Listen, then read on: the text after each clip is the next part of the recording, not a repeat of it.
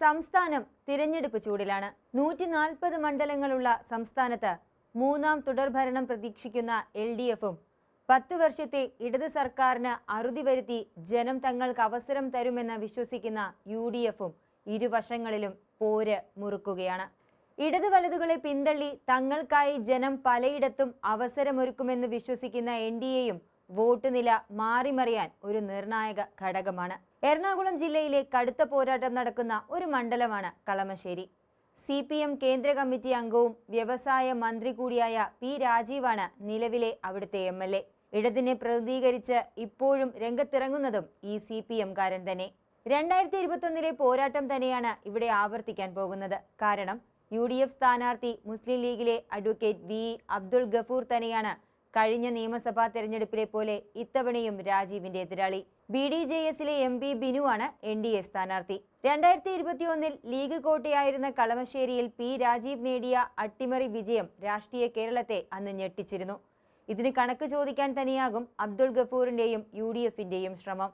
2008 നടന്ന മണ്ഡല പുനർനിർണയത്തിന്റെ ഭാഗമായി രൂപം കൊണ്ട ഒരു പുതിയ മണ്ഡലമാണ് കളമശ്ശേരി.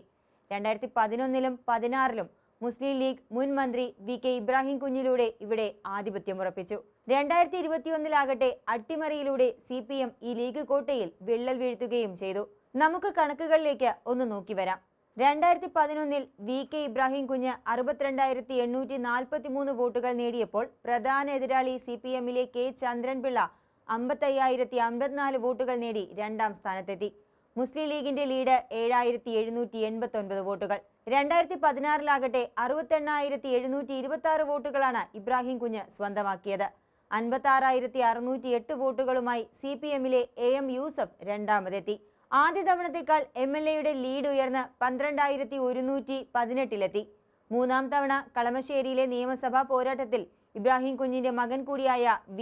അബ്ദുൾ ഗഫൂർ രംഗത്തെത്തിയപ്പോൾ പക്ഷേ CPM അവിടെ തങ്ങളുടെ ശക്തി കാട്ടി. 77,141 വോട്ടുകൾ P. രാജീവ് നേടിയപ്പോൾ UDF സ്ഥാനാർത്ഥി നേടിയത് 61,805 വോട്ടുകൾ. വിജയ ലീഡ് 15,336 വോട്ടുകൾ. 2021 ലീഗിന്റെ ഈ തോൽവിക്ക് പിന്നിൽ മറ്റൊരു ശക്തമായ കാരണം കൂടിയുണ്ട്. പാലാരിവട്ടം പാലം അഴിമതി കേസിൽ അന്ന് അനാവശ്യമായി ഉണ്ടായ വിവാദങ്ങൾ കാരണമാണ് ഇബ്രാഹിം കുഞ്ഞ് കളമശ്ശേരി മത്സരക്കളത്തിലേക്ക് ഇറങ്ങാതെ മാറി നിന്നത്. ഈ പ്രശ്നങ്ങൾ അന്ന് മുസ്ലിം ലീഗിലും അസ്വാരസ്യങ്ങൾക്ക് കാരണമായിരുന്നു. ഇത് മണ്ഡലത്തിലെ UDF തോൽവിയിലേക്ക് വഴിവെച്ചെന്ന് നിസ്സംശയം നമുക്ക് കരുതാം. ഇത്തവണ രണ്ടാം വട്ടം പോരിനിറങ്ങുന്ന അബ്ദുൾ ഗഫൂറിനെ സംബന്ധിച്ച് അത്തരം പ്രശ്നങ്ങൾ ഇപ്പോൾ മുസ്ലിം ലീഗിനുള്ളിൽ ഇല്ല. മാത്രമല്ല UDF സഖ്യം ഒന്നടങ്കം ശക്തമായ പ്രചാരണമാണ് കളമശ്ശേരിയിൽ മുന്നോട്ട് വയ്ക്കുന്നത്. UDF ഇവിടെ മേൽക്കോയ്മ നേടാൻ സാധ്യത വർദ്ധിപ്പിക്കുന്ന മറ്റൊരു ഘടകം 2024 ലോക്സഭാ തെരഞ്ഞെടുപ്പിൽ ഹൈബി ഈഡന് കളമശ്ശേരി നിയമസഭാ മണ്ഡലത്തിൽ നേടിയ വൻ ഭൂരിപക്ഷമാണ്. പിന്നാലെ നടന്ന തദ്ദേശ തെരഞ്ഞെടുപ്പിൽ UDF നേടിയ ചരിത്രപരമായ മുന്നേറ്റവും UDFന്റെ വിജയ സാധ്യതകൾക്ക് വലിയ പ്രതീക്ഷ നൽകുന്നുണ്ട്. 38,447 വോട്ടുകളുടെ വമ്പൻ ലീഡ് ഹൈബി ഈഡൻ കളമശ്ശേരി മണ്ഡലത്തിൽ പാർലമെന്റ് തെരഞ്ഞെടുപ്പിൽ നേടി. കണക്കുകൾ ശ്രദ്ധിച്ചാൽ മനസ്സിലാകും LDF സ്ഥാനാർത്ഥി KJ ഷൈൻ അവിടെ നേടിയ വോട്ടുകൾ ഹൈബി ഈഡന്റെ ലീഡിനും താഴെയാണെന്നത്.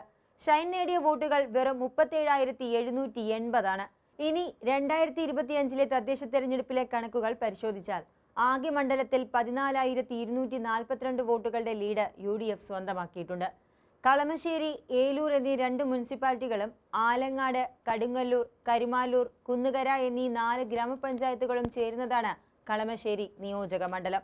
ഇവിടെ 30 വർഷങ്ങൾ ഇടതുമുന്നണി ഭരിച്ച ആലങ്ങാട് പഞ്ചായത്തും 10 വർഷം ഭരിച്ച കരുമാലൂരും ഉൾപ്പെടെയുള്ള തദ്ദേശ സ്ഥാപനങ്ങൾ UDF പിടിച്ചെടുത്തത് കളമശ്ശേരിയിലെ രാഷ്ട്രീയ കാറ്റ് മാറി വീശുന്നു എന്നതിന്റെ സൂചനയായാണ് രാഷ്ട്രീയ നിരീക്ഷകർ വിലയിരുത്തുന്നത്. വ്യവസായ വകുപ്പിലെ മികവും മണ്ഡലത്തിൽ നടപ്പിലാക്കിയ വികസന പ്രവർത്തനങ്ങളും ഉയർത്തിക്കാട്ടിയാണ് രാജീവ് വോട്ട് തേടുന്നത്.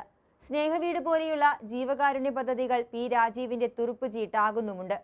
മുസ്ലിം ലീഗ് ജില്ലാ ജനറൽ സെക്രട്ടറി കൂടിയായ അബ്ദുൾ ഗഫൂർ മണ്ഡലത്തിൽ UDFന്റെ ശക്തമായ വേരോട്ടത്തിൽ വിശ്വാസമർപ്പിക്കുന്നു. ഭരണവിരുദ്ധ വികാരവും ലോക്സഭാ തദ്ദേശ തെരഞ്ഞെടുപ്പുകളിൽ UDF മുന്നേറ്റവും അദ്ദേഹത്തിന്റെ ആത്മവിശ്വാസവും വർദ്ധിപ്പിക്കുന്നുണ്ട്. ഇബ്രാഹിം കുഞ്ഞിന്റെ വിയോഗത്തിന് ശേഷമുള്ള ആദ്യ തെരഞ്ഞെടുപ്പെന്ന നിലയിൽ അദ്ദേഹത്തിന്റെ മകൻ കൂടിയായ വ്യക്തി സ്ഥാനാർത്ഥിയായി എത്തുമ്പോൾ ഒരു സഹതാപ തരംഗം മണ്ഡലത്തിൽ ഉണ്ടാകുമെന്നും UDF പ്രതീക്ഷിക്കുന്നുണ്ട്. വ്യവസായ നഗരമായ കളമശ്ശേരിയിൽ വ്യവസായശാലകളിലെ തൊഴിലാളി പ്രശ്നങ്ങൾ, പെരിയാറിലെ മലിനീകരണം, നഗരത്തിലെ ഗതാഗത കുരുക്ക് എന്നിവയാണ് പ്രധാന തെരഞ്ഞെടുപ്പ് ചർച്ചകളിൽ വരിക.